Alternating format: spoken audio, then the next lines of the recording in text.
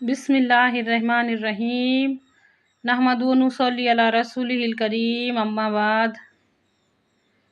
یہ ہماری بہت بڑی بدنصیبی ہے کہ ہم کو ہے نا دین ضرورت بنا کے نہیں بتایا گیا،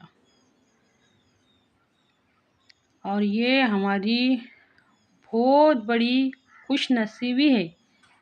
تمام تعریفیں اس اللہ عز و جل کے لیے لائق و زیبہ ہے جس نے ہم کو ہدایت کے لائق سمجھا، اور درود و سلام ہو اس کے آخری نبی حضرت محمد صلی اللہ علیہ وسلم پر، جس کی وجہ سے ہم کو یہ دین ملا۔ کیا بد نصیبی ہے، کیا خوش نصیبی ہے؟ بد نصیبی یہ ہے کہ ہم کو کسی نے دین کو ضرورت ہے کر کے نہیں بتایا، اور خوش نصیبی کیا ہے کہ ہم مسلمان ہیں، ہم ایمان والے ہیں۔ بات کو سمجھیے اچھی طرح سے۔ کھانا بہت ضروری ہے، نہیں جئیں گے نا، کھانے کے بغیر نہیں جی سکتے۔ ہدایت ضروری نہیں، اگر اتنی بھی ویلیو اگر ہماری زندگی میں آ جائے نا، اگر ضرورت سمجھ میں آئیں گی نا تو اہمیت بھی سمجھ میں آئیں گی۔ ہم کو ضرورت سمجھ میں نہیں آ رہی نا تو اس کی اہمیت بھی نہیں سمجھ میں آ رہی۔ یہ باتیں آج ہم پیٹ کے مسئلے کے واسطے کیا نہیں کرتے؟ نہیں، بہت ضروری ہے، بہت ضروری ہے۔ ہدایت کے واسطے کیا کرتے؟ کچھ بھی نہیں کرتے۔ سوچ کے دیکھو، جو بھی تھوڑے بہت عمل ہم کرتے اللہ کے واسطے، کوئی 3 ٹائم کی نماز پڑھیں گا، کوئی 4 ٹائم کی پڑھیں گا، جتنی اللہ ہدایت دے، ایسا سمجھ کے کرتے کہ یہ تو ہم بہت بڑا احسان کر رہے ہیں۔ نہیں، وہ دیکھو، وہ تو اتنے بھی نہیں پڑھتے، وہ تو اتنے بھی نہیں پڑھتے، ہم تو ان سے زیادہ پڑھتے، اللہ معاف کرے۔ یہ اونٹ جب تک پہاڑ کے نیچے نہیں آئیں گا، جب تک کہ ایمان تصدیقم بالقلب والے نہیں ہوں گے، ہمارے ایمان صرف اور صرف زبانی ہے، یقینی نہیں ہے۔ اچھی طرح سے سمجھیے اس بات کو، ہمارے پاس یقینی ایمان ہے ہی نہیں تو ہم قائم میں اس کا ترازو کریں گے، اس کا ججمنٹ ہم کیسا کریں گے، کیا کریں گے جب ہمارے پاس یقینی ایمان ہے ہی نہیں۔ اللہ کی قدرتوں میں غور و فکر کرو، اس کے احسانوں کو یاد کرو، ہر وقت، ہر گھڑی، ہر سمے اس کے احسانوں کو یاد کرو۔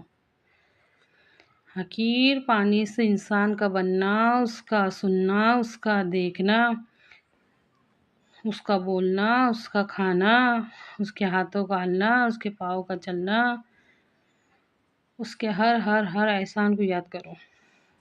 کیا ہم نے آپ کو اپنے ہاتھوں سے بنایا ہے؟ سوچو، غور و فکر کرو۔ ہمارے رزق کے، ہمارے کھانے کی چیزوں کے، ہر چیز کے اس کے احسانوں کو یاد کرو۔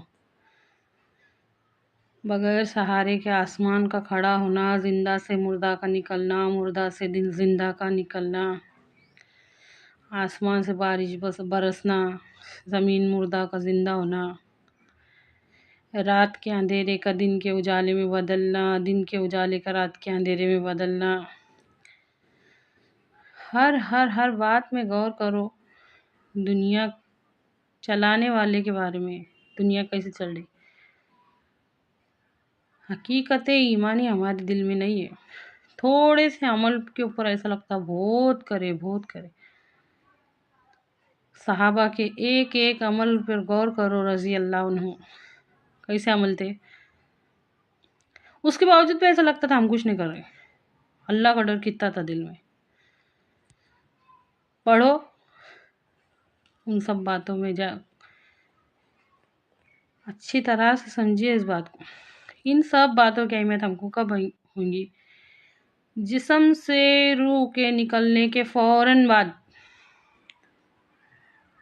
سب سمجھ میں آ جائیں گے انسان کو، میں نے کیا کھویا اور میں نے کیا پایا۔ جسم سے روح کے نکلنے کے بعد اصلی گھر کون سا تھا، اصلی محنت کون سی کس چیز کے واسطے ہونی چاہیے، اور اس کے اوپر سب سے پہلا سوال من ربو کا، کتنے بھول کے بیٹھے لے ہم رب کو۔ ہم نے اپنی زندگی کو اتنا مصروف کر لیا ہے کہ ہم کو اللہ یاد بھی نہیں ہے۔